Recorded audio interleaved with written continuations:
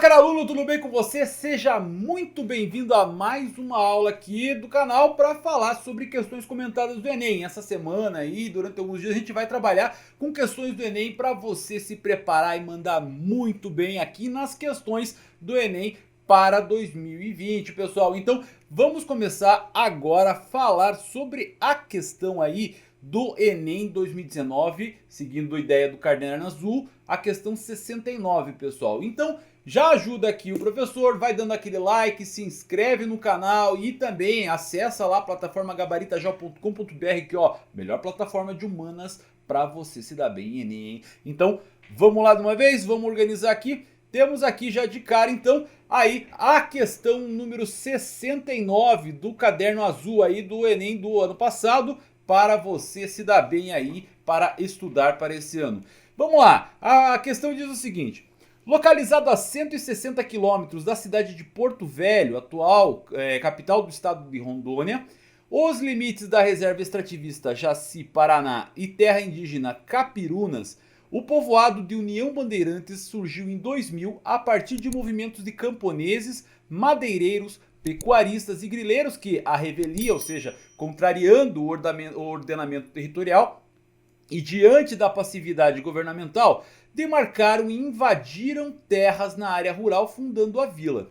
Atualmente constitui-se na região de maior produção agrícola e leiteira do município de Porto Velho, fornecendo inclusive alimentos para a hidrelétrica de Jirau. Então o que nós temos aqui, pessoal? Nós temos um processo aí de ocupação ou até invasão, como está dizendo aqui na situação. Invadiram terras, segundo aqui o texto aqui, ó, Amazônia globalizada, tá? Quem que nós tivemos aí? Justamente esses movimentos de camponeses, madeireiros, pecuaristas e grileiros que fizeram nos limites da reserva extrativista Jaci-Paraná e de Caripunas, melhor dizendo, ali. Então, o que é que nós vamos ter? Galera, percebam aqui no texto que nós temos, ó, uma passividade governamental. Eles demarcaram e invadiram terras na área rural. Ou seja, nós estamos falando aqui de uma região de grilagem. Se a gente começar a entender nesse processo aqui, nós temos um processo de grilagem nessa característica. Agora, como é que se organizou aí esse avanço das fronteiras agrícolas no Brasil? Vamos levar em consideração que começa lá já há muito tempo, pessoal, essas fronteiras agrícolas. Vamos entender aqui que o Brasil, então, ele vai ter um processo do início do avanço das fronteiras agrícolas quando o pessoal que vem aqui do Rio Grande do Sul começa a desenvolver aí produtividade na região do interior do Paraná. E aí começam os processos de concentração do campo, mecanização, e aí muitas pessoas que trabalhavam no campo acabam se vendo então na necessidade ou de ir em direção aos grandes centros urbanos, fazendo um processo migratório conhecido como êxodo rural, ou eles acabam aí buscando novas terras para fazer aí a sua produção. Então eles vão buscando terras, vão criando posses de terras aqui, vão avançando para a região do centro-oeste brasileiro e criando então áreas de posse. Essas posses, com 10 anos, eles acabam tendo direito à terra por um processo chamado uso capião, e aí eles acabam organizando a sua terra. Mas esse processo, essa frente que a gente chama de frente pioneira, ela vai aqui e tomando e indo para as periferias das áreas aqui do processo aí da produção agropecuária.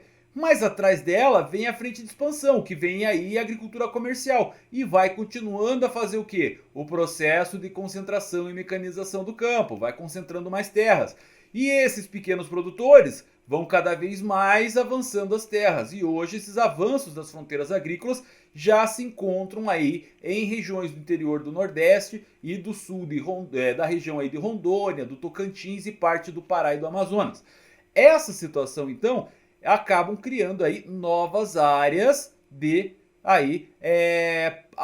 posse de terras, acabam ocupando terras que antes era aí de propriedade do Estado. Essa situação, então, acaba organizando aí a maneira da expansão aí das frentes agrícolas do Brasil. Assim, então, estamos tendo esses avanços. E esses avanços, percebam lá, que, diante da passividade governamental, ou seja, não há uma situação em que o governo acabe determinando aí uma questão de, vamos dizer assim, produção de reforma agrária, até porque essas terras não eram improdutivas, eles acabam demarcando ali e esperando a questão da organização da lei ficar a favor deles. Assim, nós temos aí esse processo de ocupação territorial feita por esses camponeses, madeireiros, pecuaristas ali, fazendo todo esse processo aí de frente aí de novas fronteiras agrícolas brasileiras.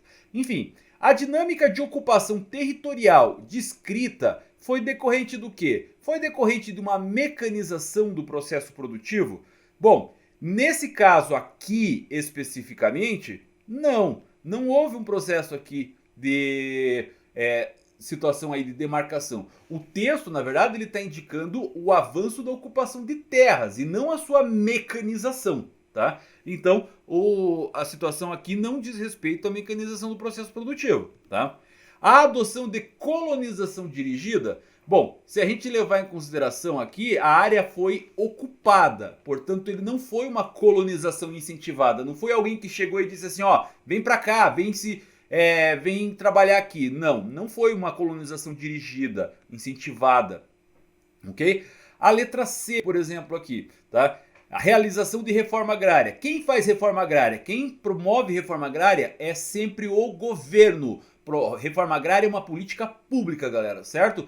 O que os trabalhadores rurais eles acabam fazendo é pressionando o governo para criar exatamente aí a reforma agrária, beleza? Nesse contexto nós não temos a realização de reforma agrária aqui, tá?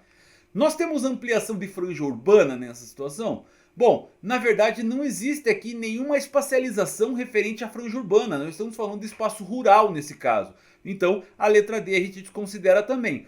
Por fim, aqui está faltando aqui expansão de frentes pioneiras. Sim, essas frentes que vão criar novas áreas de produção agropecuária decorrentes desse processo de mecanização e concentração de terras. Sim, aqui nós vamos ter a resposta então, a letra E, pessoal. A resposta então do Caderno Azul Enem 2009, questão 69, é letra E, expansão de frentes pioneiras. Eu tenho certeza que a partir de agora você vai conseguir se dar bem e vai continuar estudando comigo aqui no canal as questões do Enem. Mas lembre que lá no gabaritagel.com.br tem muito mais para você se dar bem aí e tirar aquela notaça em humanas no Enem. Um forte abraço, pessoal. Tchau para vocês. Falou!